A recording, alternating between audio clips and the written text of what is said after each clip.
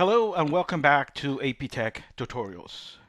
In this video, I'm going to show you a very simple error that occurred when I tried to copy this folder onto a USB drive. So just gonna illustrate the error. Try to copy it over there and look what happens. The file, which is the name of the file, is too large for the destination file system. What? What do you mean by that? This file only has 450 gigabytes and the destination USB has 15 gigabytes. So I have plenty of space. Why can it not copy it over? The answer, after several research online, I just came to this conclusion and I want to present it to you what the solution is. The solution is very simple. Make sure you do not have any folder in this in this USB drive.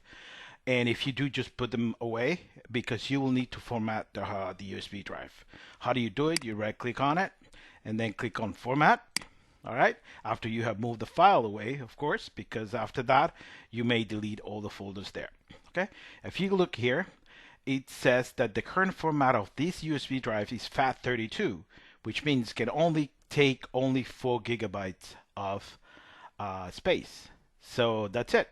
So how am I going to solution that? I'm just going to format it in NTFS, all right, system. So it's warning saying, please be careful. You're going to erase everything.